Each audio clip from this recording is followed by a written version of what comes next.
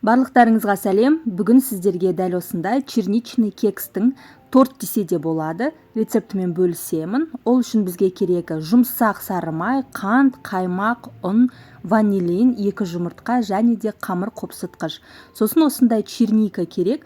300 грамдық, мен бірақ оның 200 грамын ғана қолданамын. Алдын ала шығарып, осылай ертіп қоямыз.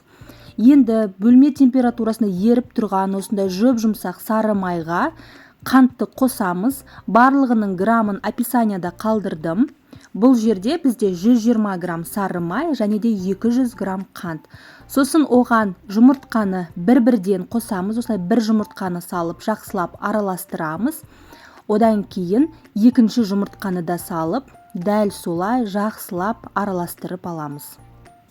Және де бір лайфхак айтайын, жұмыртқаның осындай сырты түсіп кетсе, оны қолмен алуға тырыспаңыз, жұмыртқаның өзімен алсаңыз жылдам алынады. Енді осының үстіне қаймақты қосамыз. Бұл жерде бізде 230 грамм қаймақ, қаймақтың пайыздығы 10-15-20% болса болады. Және де оның үстіне ванилин қосамыз. Немесе ванилиннің орнына лимон цедрасын қосуға болады, яғни лимонның сыртын осындай ұсақ теркадан өткізіп қосуға болады. Ол да ерекше дәм береді. Енді барлығын жақсылап араластырамыз. Одан кейін біздің ұнымызға, бұл жерде бізде 250 грамм ұн, соған 15 грамм қамыр қопсытқыш, яғни разрыхлительді салып, екеуін араластырып аламыз. Сосын барлығын бірден біздің сұйық ингредиенттерге салып, осылай қасықтың көмегімен бірінші араластырып аламыз, шашырап кетпеу үшін. Одан кейін миксердің көмегімен жақсылап бір келкі масса шыққанша дейін араластырамыз. Осындай бір келкі масса шығады, шеттерін жинап тағы да араластырып отырыңыз, себебі шеттерінде ұндар қалып қояды. Міне біздің қамырымыз дайын болды. Енді бізге 200 грамм черника керек. Ол осылай бөлме температурасында тұрып еріп тұрды. Оған осылай бір ас қасық ұн қосамыз. Себебі черникаға осылай ұн салмасаңыз, барлығы піскен кезде астына түсіп кетеді. Ал егер ұн салып осылай араластырып салатын болсаңыз, черникаңыз тестаның, яғни бисквиттің әрбір жерінде әдемі болып тұрады.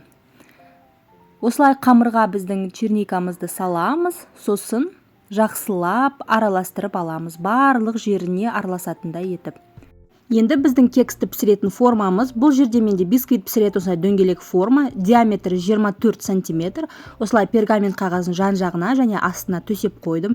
Егер сізде арнайы кекс пісіретін осылай тік төртбұрыш ұзынша келген форма болса, онда тестаны 2-ге бөліп пісірсеңіз де болады. Немесе осындай үлкен бір формаға да пісірсеңіз болады. Қамырымызды салып, бетін тегістеп, пеш қызып тұру керек алдын ала. Қызып тұрған 170 градус пеште 1 сағат 10 минут пісіреміз, және де шпажканың көмегімен тексеріп отырыңыз піскенін. Егер 2 формамен пісірсеңіз, онда уақыт кішкене аз болуы мүмкін. Піскеннен кейін толықтай суытамыз. Бұл жерде менде толығымен суып тұрған кекс, және суыған кезде беті осылай ортасы түсіп тегістелетін болады. Енді біздің креміміз дайындаймыз. Бұл жерде менде 2 кекске арналған крем, сондықтан сіз мына жерде видеода мөлшері көп деп ойламаңыз. Мен описанияға осы 1 кекске жететін граммовкасын қалдыратын боламын. Кәдімгі крем чиздің рецепті. Творожный сыр мен сахарный пудраны жақсылап осылай жұмсартып аламыз, шамалы. Көп араластырмаймыз, шамалы ғана жұмсартамыз. Одан кейін үстіне 33-35% сливкиді, яғни кілегейді құйып, осындай жақсы өзін массасын ұстайтын қоп-қою крем жасағанша араластырамыз. Сосын біздің кондитерлік қапшыққа саламыз. Мен бұл жерде кремнің тең жартысын салдым. Өйткені бұл жерде тағы да айтамын, 2 кекстің кремі. Енді бізге насадка керек емес, біз осы кондитерлік қапшықтың өзінен осындай насадка жасаймыз. Видеода көріп тұрғандай кесеміз.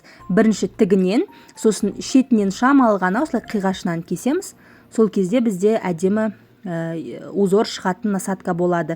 Бірақ дәл осы кезде мен камерам сөніп қалыпты, кремді қалай құйғаным көрінбей қалған. Осы жерден сіздерге көрініп тұр деп ойлаймын. Кремді өз қалауыңызша негізі салсаңыз болады. Содан кейін бетіне посыпка себуге болады, өзіңіз қалауыңыз бойынша дәнектер, немесе осындай какао ұнтағын да сеуіп қойсаңыз әдемі болады.